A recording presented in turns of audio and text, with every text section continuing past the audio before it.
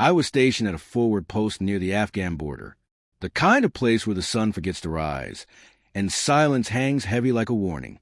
Dust in your lungs, orders in your ear, time moving like molasses. Nights were too still. That kind of stillness that feels wrong, like the world's holding its breath. At 3:47 a.m., the encrypted radio came alive. Lieutenant Mercer, secure line incoming. Civilian connection. That never happened.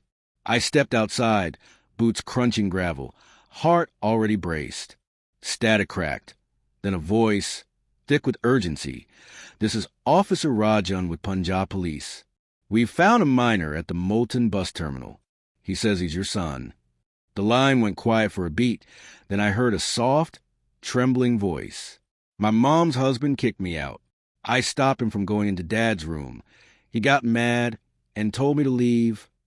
My throat locked up. I hadn't seen my son in 6 months. My CO didn't even ask. Emergency extraction at 0800. Gear up, Lieutenant. I flew out with one purpose. Not revenge, not at first. Just to get him back. My name's Adam. I've served 14 years in infantry. My ex, Zara, and I divorced 5 years ago. Religious differences, diverging futures. But we shared custody of our son, Sammy. I stayed consistent. Stories from the front lines, model kits, hand-drawn tanks. Each time I left, he just gnawed at the airport glass. Never cried. Brave like he thought he had to be.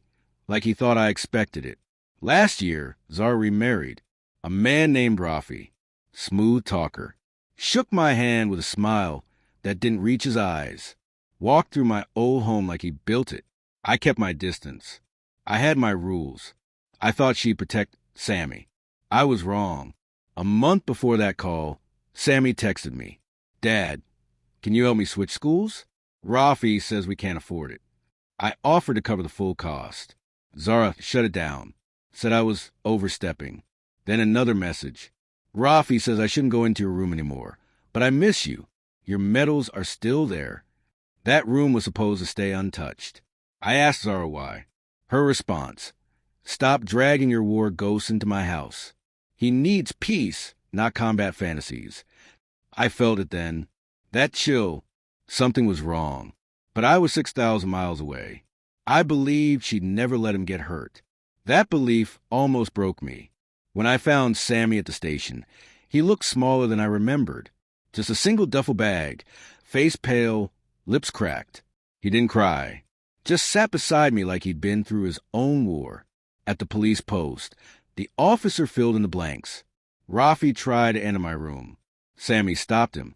Rafi slapped him and said if he couldn't follow rules, he should leave. 2 hours later, Zara arrived. She walked right past him. Her voice was cold. You turned him against me. He's been paranoid since your last visit. Paranoid? I said, barely holding back. He kept a grown man out of a locked room. That's not paranoia. Her lips tightened. Rafi's his stepfather. He has rights. No, I told her. I do, and so does he. I didn't scream. I didn't plead. The next morning, I filed for emergency custody. We stayed at a hotel near the base while the paperwork moved. I made oatmeal, let him sleep until noon, sat beside him when he startled awake. Never asked, never pushed. Zara called 3 times, once begging, twice threatening. You'll ruin me, she hissed. You don't even know the full story. But not once did she ask how Sammy was. Court hearings came quickly. Testimonies, medical reports, even a voicemail, Rafi's voice saying, that boy needs to learn his place. That helped. In the end, she didn't fight it. She couldn't. But Sammy? He stayed silent for weeks. Flinched at knocks. Refused to sleep unless I was in the room. One night he whispered, why didn't she stop him? I didn't have an answer. So I said the only truth I had. It wasn't your fault. Because it wasn't. But maybe it was mine for not seeing it sooner. 2 months passed. Then one message from Zara. Tell Sammy I'm sorry. I didn't know how to choose between him and the life I thought I deserved. I didn't reply. Not because I hated her. I just couldn't trust her again. Sammy's healing. He draws now fortresses, machines, stars. Sometimes I catch him running his fingers over my medals, tracing lines he once guarded. I still get deployed. But when I come home, I always knock. Then I say it, what I should have said more often, more clearly. I'm here, and no one's ever putting you out again. Revenge? That wasn't the mission anymore. The mission was light. Rescue. Pulling my son out of the dark.